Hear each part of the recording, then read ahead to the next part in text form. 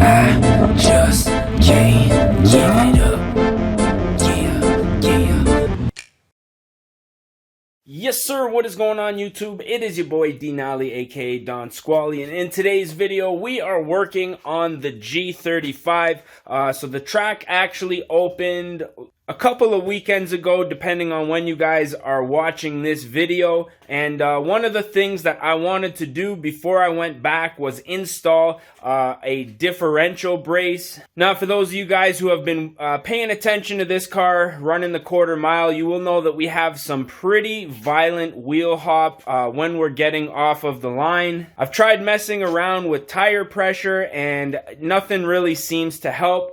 So what I ended up buying was this Bell Raceworks differential brace. So basically what this does is just connect to these two bolts right here on your differential and then connect it to the actual subframe. So I'm hoping that this thing helps with our wheel hop.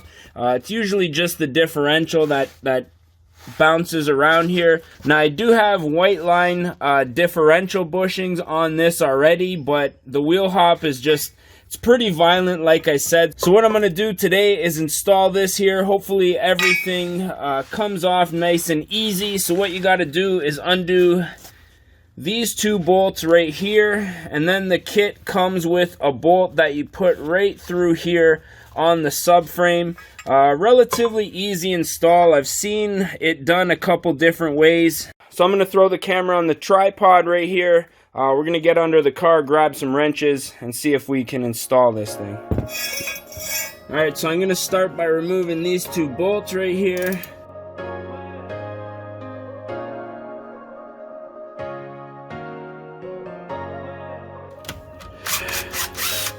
Just a couple 14mm bolts right there.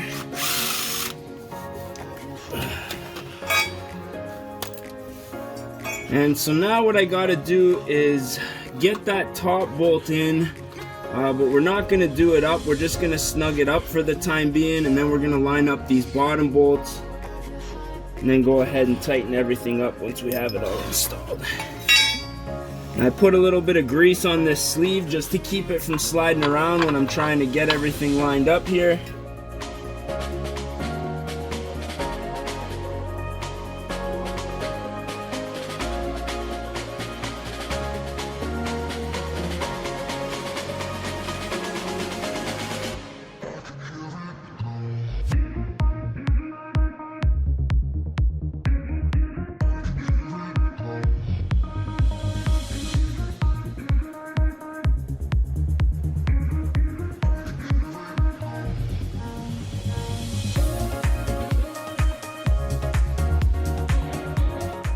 Okay, so I got all three bolts in. This top bolt was a pain in the ass getting that sleeve and this back nut on. Really just not a lot of working room in here.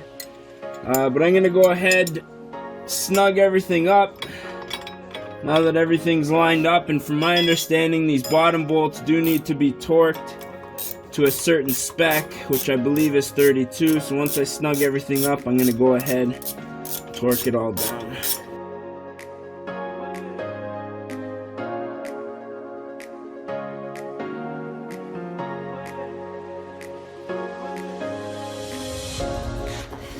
Okay, so everything is snugged up. That top bolt is as tight as I can get it. I'm just gonna go ahead and torque these down to 32 foot-pounds. That's what I've found online to be the proper torque spec.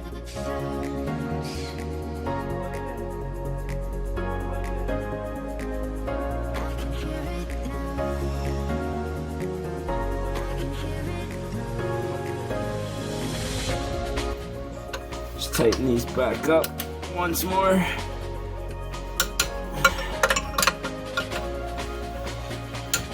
And there you have it.